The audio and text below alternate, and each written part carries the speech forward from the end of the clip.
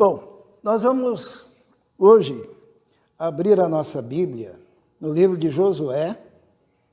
Vamos abrir em Josué, no capítulo 9, e vamos conversar um pouquinho sobre isso. Semana passada falamos do pecado de Acã, e hoje nós vamos falar o efeito do conhecimento do Senhor na vida de quem ouve, sabe? Porque a palavra de Deus é muito divulgada, difundida, pregada, anunciada hoje nos 4 cantos da terra, né? Tudo quanto é canto se prega a palavra, você liga o rádio, tem a palavra, vai na internet, tem a palavra, vai nas igrejas, tem a palavra, e a gente ouve a palavra quase que o tempo todo. E é interessante que a mesma palavra, quando atinge alguém ouve, ela causa um efeito diferente. E nós hoje podemos, através desse texto, nós vamos pensar um pouquinho sobre o efeito do conhecimento do Senhor na vida de quem ouve, O que acontece quando você ouve a palavra de Deus? O que isso causa em você? O que isso tem causado na humanidade, nas pessoas que ouvem a palavra do Senhor? Porque a gente imagina que se a pessoa ouvir a palavra de Deus, pronto, está resolvido, né? Porque basta saber ler, basta entender, basta saber o que é ponto, vírgula, reticências, que mais? Exclamação, interrogação, e daí aquilo vai causar um efeito em função daquilo que está sendo anunciado, né? A Bíblia diz assim, olha, a palavra não está distante de você, né? Palavra da fé, basta você ouvir, mas a experiência nos diz que não é bem assim. E nós vamos usar essa história de hoje para entendermos o que acontece. O efeito do conhecimento do Senhor na vida de quem ouve. E nós vamos para o livro de Josué, capítulo 9, versículo 1. Vamos ler esse texto?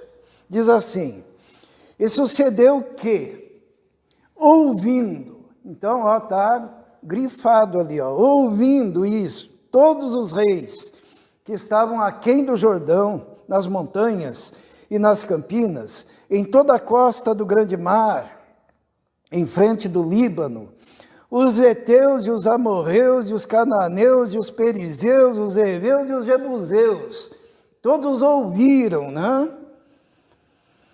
Se ajuntaram eles de comum acordo para pelejar contra Josué e contra Israel. O primeiro efeito, irmãos, que causa o ouvir a palavra do Senhor, por incrível que pareça, e nesse caso nós temos um exemplo, é guerra. Por que será que é guerra? Aqui, eles tinham ouvido que o povo de Deus, aquele mesmo povo, eles tinham ouvido o testemunho de que era um povo que Deus estava abençoando, que Deus estava dando vitória, que Deus havia aberto o mar vermelho para eles passarem. Eles ouviram a história lá do Egito, como Deus se manifestou com aquelas pragas, né?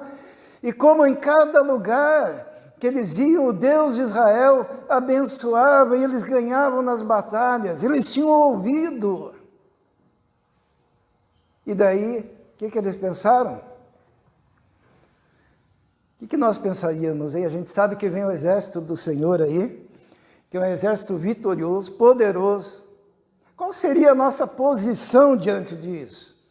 Eu creio que todos nós pensaríamos, nós vamos nos humilhar, nós vamos derramar o nosso coração diante desse Deus, que é o Deus deles. Nós vamos aceitar esse Senhor na nossa vida. Nós vamos entregar o nosso coração, porque nós temos o testemunho de que esse Deus é poderoso. Quem que fez isso? Quando a gente vê a conversão de Raabe, né? Ela diz assim para os espias, o povo todo está tremendo aqui, porque nós temos ouvido sobre o Deus de Israel, nós temos ouvido sobre o que Deus fez no Egito, nós temos ouvido o que Deus operou, dando vitória a vocês. E daí Raabe diz, eu sei que o Deus de vocês é Deus no céu e Deus na terra. Quero fazer uma aliança com esse Deus. Os irmãos estão percebendo a diferença? Um grupo, o povo, ouviu sobre esse Deus. Raabe ouviu sobre esse Deus. Raabe fez uma aliança com esse Deus. E esse povo se preparou para a guerra. Será que acontece isso hoje em dia? Como será que é hoje em dia?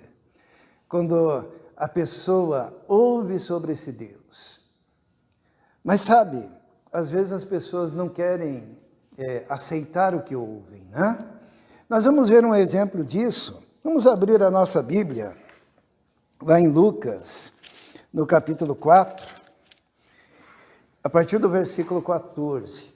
O Senhor Jesus aqui, ele exemplifica esse acontecimento com o fato da sua vida. Deixa eu explicar o contexto.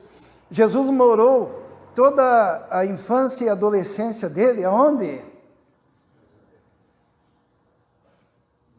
Em Nazaré, né?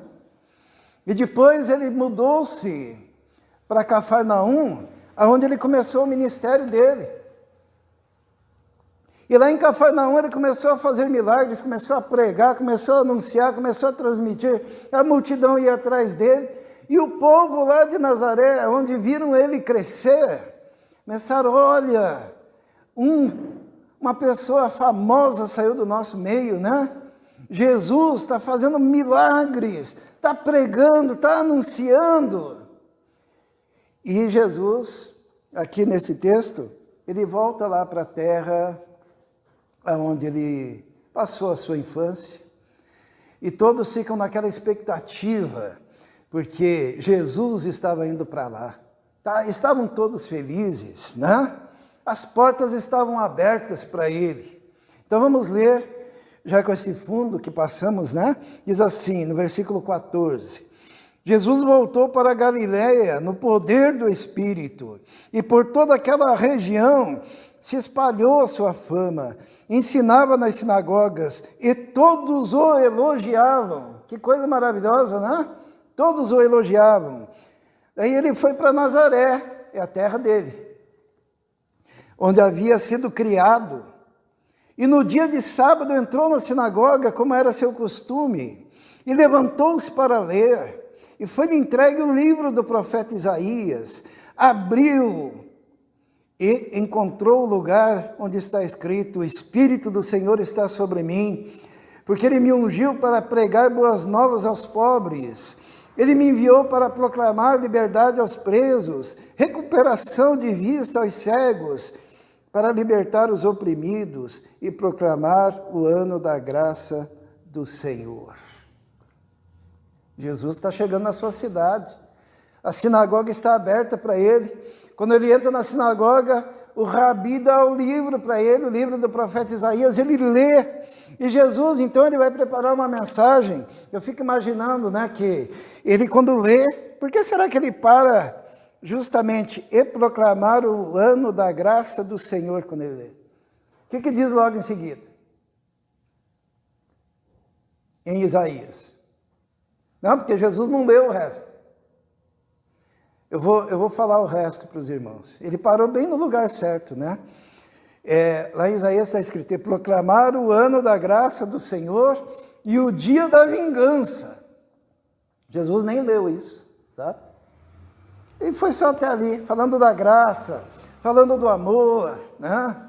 Falando que ele veio para pregar, que o Espírito Santo estava sobre ele.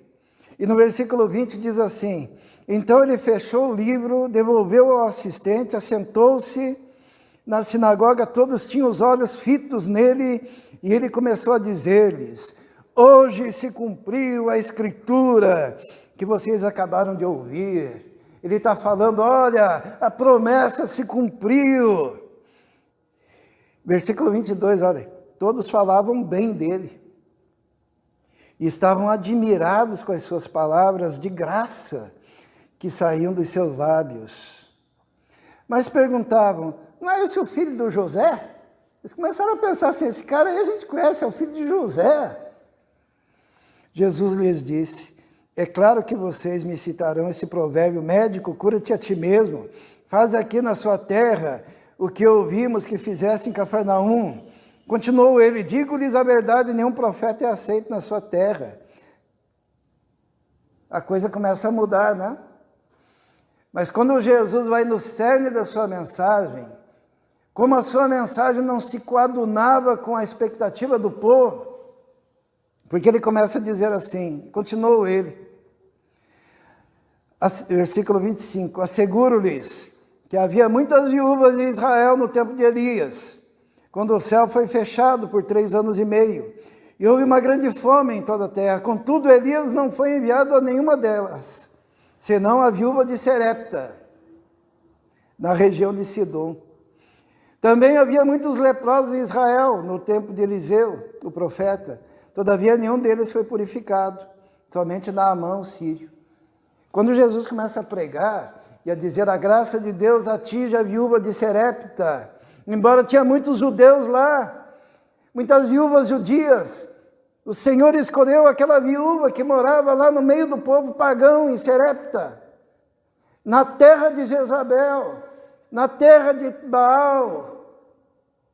O povo começou, epa, ele não está pregando o que a gente quer ouvir. O que eles queriam ouvir? Eles queriam ouvir que a salvação era só para eles. Eles queriam ouvir que os judeus estavam salvos e o resto estava perdido. Eles queriam dizer que eles tinham a revelação e ninguém mais poderia ter. Mas Jesus fala, olha, é o seguinte, o Espírito do Senhor está sobre mim e me enviou para anunciar. E olha, lembre-se bem, na época de Elias, tinha muita viúva no meio de Israel, do povo de vocês, mas o Senhor salvou e curou e visitou a viúva lá de Tiro. Povo pagão, povo idólatra, povo da feitiçaria, povo do pecado. E ele continua dizendo, no versículo 27, também havia muitos leprosos em Israel. Versículo 27, no tempo de Eliseu, o profeta. Todavia, nenhum deles foi purificado. Somente Naamã, o sírio. Entendem? Eles olharam, mas como? Você é aqui dessa terra, é o filho lá da Dona Maria, é o filho do seu José, e vem aqui afrontar a gente, vem pregar na sinagoga e falar que a salvação vai atingir esses. Os irmãos perceberam que a palavra de Deus, muitas vezes a reação é guerra.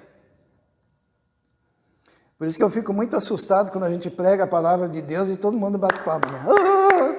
Que palavra maravilhosa, pastor, a sua palavra foi rema para mim, me dá um abraço. Com Jesus acontecia meio diferente, né? O que aconteceu com ele? Versículo 28.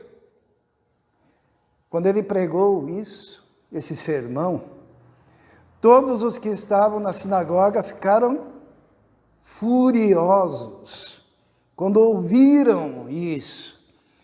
Levantaram-se, expulsaram-no da cidade e o levaram até o topo da colina sobre a qual fora construída a cidade, a fim de atirá-lo precipício abaixo.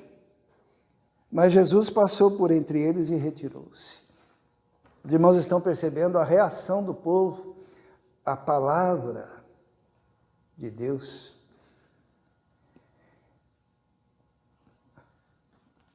Se você for pregar a palavra de Deus, você prefere tapinha nas costas ou ser levado para ser jogado no precipício? Bia, o que você escolhe? Irmã, que bênção! Eu nunca ouvi palavra tão ungida e poderosa. Ai, me dá um abraço! E a pessoa vai continuando nos seus pecados, continua no seu preconceito, porque Jesus quebra um preconceito aqui. Jesus quebra a ideia de que somente aquele povo era santo. E Jesus diz, não, O meu pai tem povo espalhado para tudo quanto é canto desse planeta. E não é gente boa, não. Ele escolhe leproso e feiticeiro para salvar. A primeira coisa que a gente aprende sobre os efeitos da palavra de Deus é que muitos, ao ouvirem a genuína palavra de Deus, tornam-se inimigos da palavra de Deus, inimigos de Deus, inimigos do povo de Deus, a ponto de Jesus, no primeiro sermão que ele pregou na sua própria terra, aonde todos o conheciam, e aonde ele tinha sido criado, tendo aprendido ali a profissão do seu pai, José, aquele povo intentava atirá-lo do precipício. Eu sei que quer ser pregador, né? Nossa, um pregador bom é aquele que é exaltado entre as nações, exaltado na terra, glorificado e adorado, ou crucificado. Segunda reação que nós encontramos na Bíblia, reação a ouvir a palavra de Deus, nós encontramos ainda lá em Josué, na continuidade daquele texto, né? No capítulo 9, nós lemos 1 e 2, agora vamos ler o 3. Diz assim: e os moradores de Gibeon, ouvindo, está grifado de novo, ouvindo o que Josué fizera com Jericó e com Ai, usaram de astúcia e foram e se fingiram embaixadores, e levando sacos velhos sobre os seus jumentos e odres de vinho velhos e rotos e remendados, e nos seus pés sapatos velhos e remendados e roupas velhas sobre si, e todo o pão que traziam para o caminho era seco e bolorento.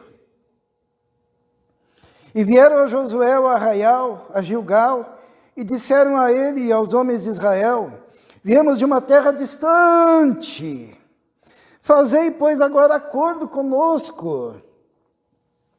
E os homens de Israel responderam aos heveus: talvez habitais no meio de nós, como, pois, faremos acordo convosco? Então disseram a Josué: nós somos teus servos. E disse-lhes Josué: quem sois vós e de onde viestes?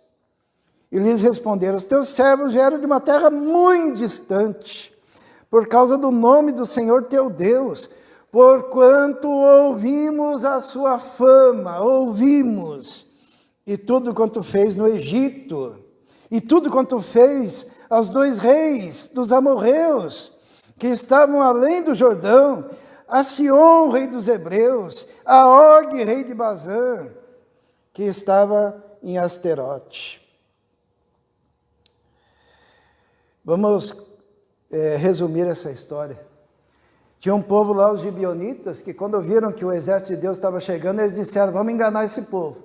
Colocaram roupa velha, cheia de poeira, sapato velho, sandália velha, né? Fizeram de conta que estavam vindo de longe, fizeram lá os seus animais ficarem suados, pegaram um pão embolorado, né? Deram um jeito lá, pegaram trapos, né?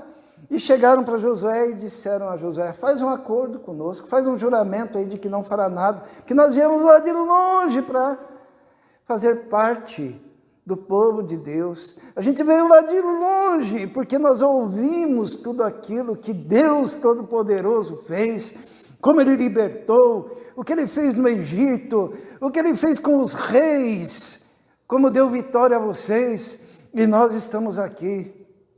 E a Bíblia diz que Josué não consultou ao Senhor, né? E daí sabe o que Josué fez? E todos os líderes? Fizeram um acordo com esse povo e disseram assim: nós juramos que nós não vamos tocar em vocês.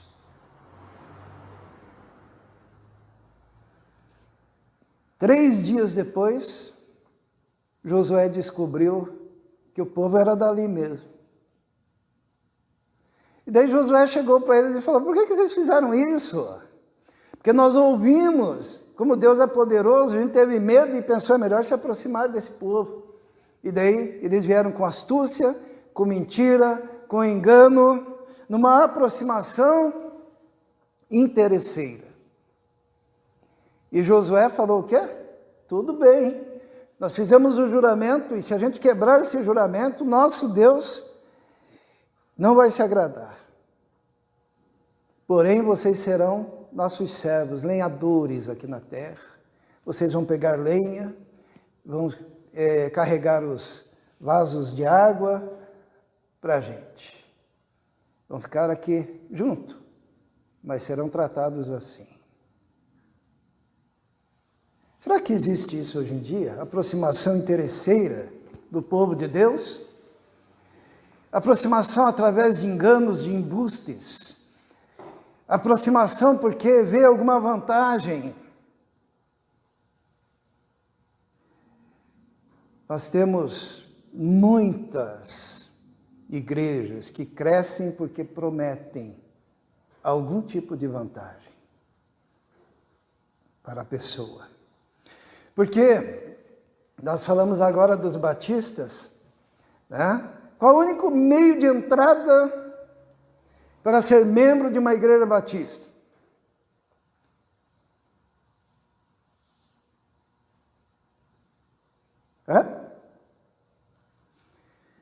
Conversão. Quando a gente descreve quem são os membros das igrejas batistas, são pessoas convertidas ao Senhor, regeneradas, lavadas e transformadas. Se supõe que cada membro da igreja é alguém que teve um encontro com Jesus, um encontro transformador, um encontro de fé, um encontro que liberta, um encontro que faz a pessoa viver uma vida diferente. E ele dá testemunho desse encontro através do batismo, entrando conscientemente no meio do povo de Deus. E toda aproximação interesseira, porque está se pregando a prosperidade, porque estão dando cestas básicas, porque são tipo gibeonitas, mentindo. Eu nunca me esqueço de um casal, onde o pastor, todo mundo conhece aqui o pastor Dietrich, né? O pastor Dietrich falou assim: eu não vou fazer o casamento de vocês, porque vocês, o seu namorado, ele não é convertido. Como é que você é uma convertida vai casar com alguém que não é convertido? E daí, o gibeonita, o que ele fez? Ele mentiu. Ele chegou e disse: não, eu me converti. Eu estou participando dos retiros espirituais. Eu estou vindo na igreja todos os domingos. E daí o que aconteceu? Ele foi batizado nas cavas. Na época ainda como é que é o nome daquele irmão? Afonso, né? Foi batizado. Depois que foi feito o casamento, quantas vezes mais ele foi para a igreja? Alguém pode chutar aqui? Nenhuma. O pastor Dietrich, preocupado, foi visitar.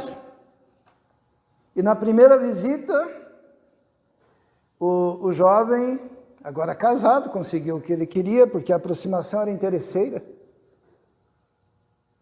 Se escondeu dentro do guarda-roupa, para não atender ao pastor. Isso é aproximação interesseira. E Jesus fala sobre isso. Vamos abrir a nossa Bíblia, lá no Evangelho de João, no capítulo 6, a partir do versículo 25. O que diz lá? João 6, 25. Todos podem encontrar aí. Diz assim: quando o encontraram do outro lado do mar, perguntaram-lhe: mestre, quando chegastes aqui? E olha o que Jesus responde. Jesus respondeu: a verdade é que vocês estão me procurando não porque viram os sinais milagrosos, mas porque comeram os pães e ficaram satisfeitos. Jesus falou: olha, multidão, vocês estão vindo atrás de mim? Cada comida, eu acabei de multiplicar os pães, né? É por causa disso. Tem gente que é muito... me critica, porque eu aprendi com Jesus que às vezes a gente tem que responder na lata, né? Acho que fosse hoje em dia, né, a multidão vindo por interesses espúrios, os pastores diriam: que bom que vocês vieram, né? Muito bom, sentem e tal, tem envelope ali para os dízimos. Mas Jesus não, o que ele falou? Vocês estão vindo por causa do pão. Vocês não estão vindo por minha causa, é por causa do pão. E daí Jesus continua dizendo, no versículo 27, não trabalhem pela comida que se estraga, mas pela comida que permanece para a vida eterna, a qual o Filho do Homem lhes dará. Deus, o Pai, nele colocou o seu selo de aprovação. Jesus não era adepto da aproximação interesseira, né? No versículo 28 ele diz: então lhe perguntaram, o que precisamos fazer para realizar as obras que Deus requer? Todo mundo que é interesseiro, que tem uma aproximação interesseira, não consegue se dobrar à graça e o amor de Deus. Ele acha que tem que fazer alguma coisa. Pensa em termos de obras. E Jesus pegou e disse assim, Jesus respondeu: a obra de Deus é esta, crer naquele que ele enviou. A obra de Deus é crer. Então lhe perguntaram: que sinal miraculoso mostrarás para que o vejamos e creiamos em ti? Que farás? Os nossos antepassados comeram maná no deserto, como está escrito, ele lhes deu a comer pão do céu. Aqui havia aquela questão da religiosidade, né? Aquele povo que seguia por interesse, chegaram para Jesus e falaram: olha, Moisés deu pão para a gente também, para os nossos antepassados. E Jesus diz assim, declarou-lhes Jesus: digo-lhes a verdade, não foi Moisés quem lhes deu o pão do céu, mas é meu Pai quem lhes dá o verdadeiro pão do céu. Pois o pão de Deus é aquele que desceu do céu e dá a vida ao mundo. Disseram-lhe eles: Senhor, dá-nos sempre desse pão. Então Jesus declarou: eu sou o pão da vida. Jesus é o pão. E ele continua: aquele que vem a mim nunca terá fome, aquele que crê em mim nunca terá sede. Mas como eu lhes disse, vocês me viram, mas ainda não creem. Todo aquele que o Pai me der virá a mim, e quem vier a mim, eu jamais rejeitarei. Daí sabe o que eles começaram a dizer? Olha só o que diz o 42 lá. E diziam: esse não é Jesus, o filho do José? Não conhecemos seu pai e sua mãe? Como ele pode dizer: desci do céu? Respondeu Jesus: parem de me criticar. Ninguém pode vir a mim se o Pai que me enviou não o atrair, e eu o ressuscitarei no último dia. Olha só. Jesus, ele está dizendo: ó, se você vem por outro motivo que não seja ele próprio, você não entendeu nada. E não foi Moisés, porque ali havia uma questão da religiosidade daquela época. Tanto que Jesus faz uma crítica profunda. Vamos lá para o capítulo 5, versículo 39. A Nova Versão Internacional, ela deixa isso muito claro. É uma versão muito boa. Diz assim, 5:39. Vocês estudam, está falando para os fariseus, está falando para o povo judeu, está falando para os religiosos, está falando para os rabis, está falando por todos aqueles que querem se sustentar na base da lei, e rejeitando o pão do céu, rejeitando a graça. Jesus fala assim: vocês estudam cuidadosamente as Escrituras, porque pensam que nelas você tem a vida eterna. E são as Escrituras que testemunham a meu respeito. Contudo, vocês não querem vir a mim para terem a vida eterna. Jesus está fazendo a crítica de que eles sabiam decorar a Bíblia. Eles estudavam a Bíblia. Eles eram profundos ali em buscar cada tio, cada letrinha. Mas eles esbarravam numa coisa. No quê? Eles não queriam Jesus. A aproximação era por causa do pão. A aproximação era por causa dos milagres. A aproximação era pelos interesses espúrios.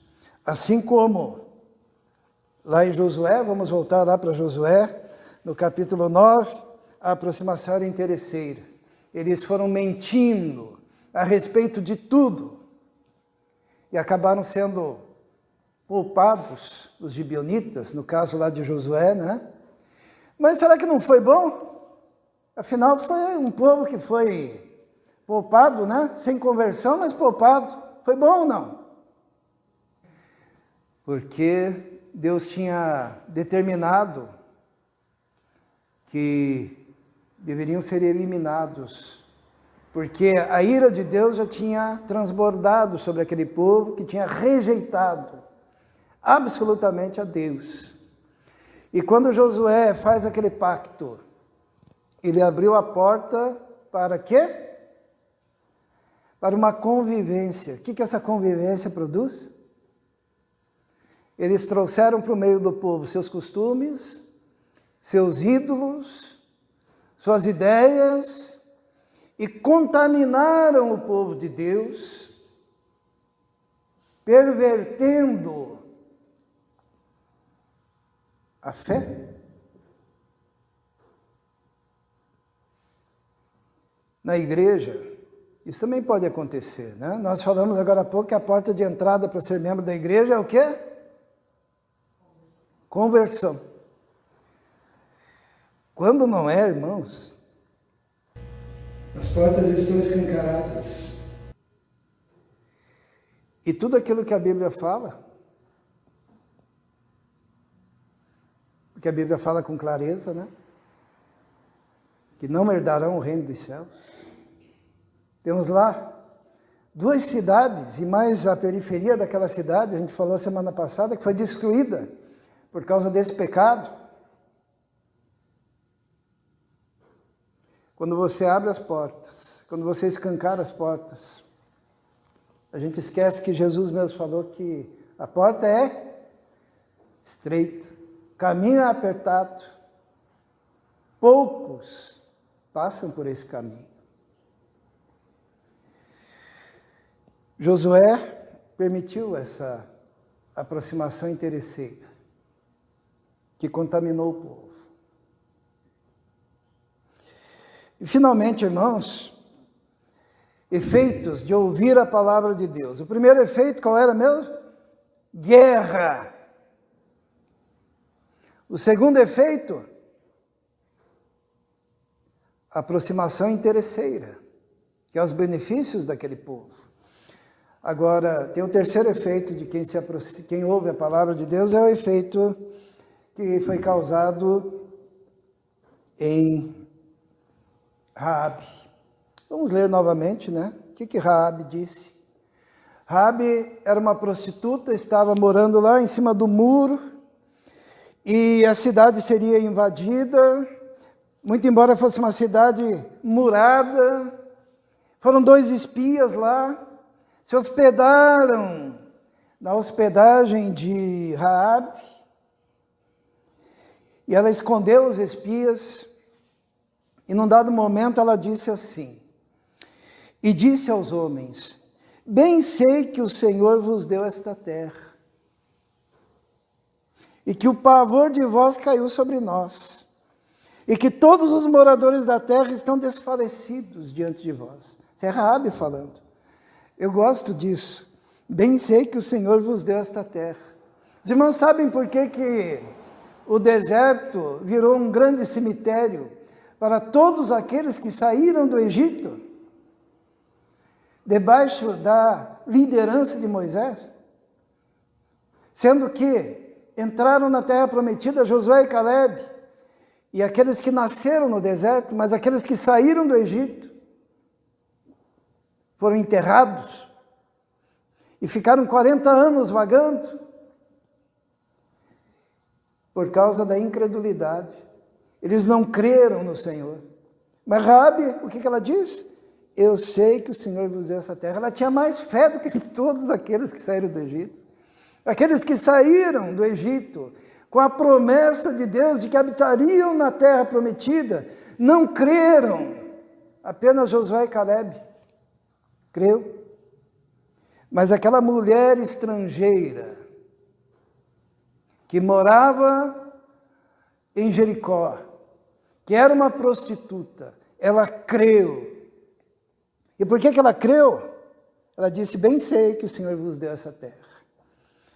Por que ela sabia? Porque temos ouvido. Ela ouviu o mesmo que os gibeonitas, ela ouviu o mesmo que aquele povo que fez guerra contra o povo de Deus.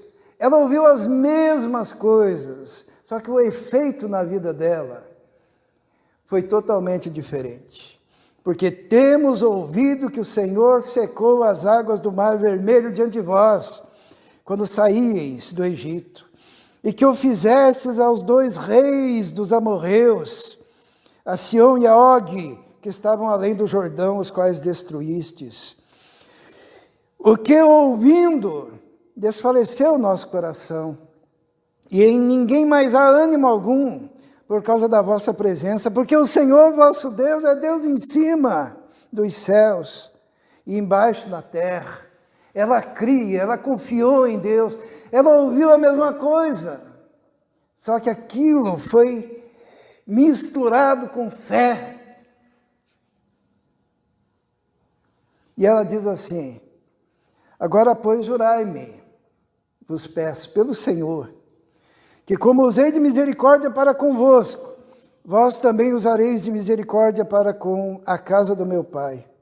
Dai-me um sinal seguro. E ela disse, conforme as vossas palavras assim seja. Então os despediu, e eles se foram, e ela atou um cordão escarlate e pôs na janela. Símbolo da graça, do amor, da misericórdia de Deus. Irmãos, às vezes a gente fica pensando, né? Por que será que os efeitos são tão diferentes, se a palavra é a mesma?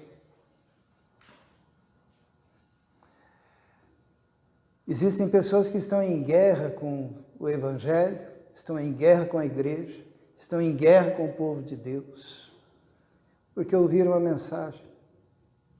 Existem outros que se aproximam sorrateiramente. Tem um partido, eu esqueci o nome dele, Partido P. Esse partido, ele está se aproximando das igrejas, está se aproximando, está rezando o Pai Nosso nas suas convenções. Os irmãos acreditam? Suas delegadas estão se vestindo de assembleianas. Que astúcia! Que astúcia! Que mentira! Que tentativa de aproveitar-se do povo de Deus. as pessoas ouvem a mesma palavra. Alguns fazem guerra, alguns se aproximam por interesses espúrios. Vemos exemplos abundantes por aí, né? Eu vim buscar a minha bênção. Se tão somente soubessem que a bênção já é o próprio Senhor Jesus e que nada supera essa bênção. Em João 6,60, diz assim que Jesus falou, olha, eu sou o pão que desceu do céu. Ele diz assim, eu lhes digo, se vocês não comerem a carne do Filho do Homem e não beberem o seu sangue, não terão vida em si mesmo. Versículo 53. No 54 diz, todo aquele que come a minha carne e bebe o meu sangue tem a vida eterna, e eu o ressuscitarei no último dia. Jesus estava falando, você tem que participar de mim. Você tem que me receber. Você tem que ser um comigo. Você tem que crer. E no versículo 60 diz o quê? Ao ouvirem isso, muitos dos seus discípulos disseram, dura é essa palavra. Quem pode suportá-la? E muitos o abandonaram. Feche seus olhos. A palavra de Deus é o aspecto mais sério de quem quer ter um real compromisso com Deus. Porque a palavra é viva e eficaz. É uma palavra que salva, mas é uma palavra também que condena aqueles que a rejeitam. E a Bíblia diz que Deus se revelaria àquele que treme da minha palavra.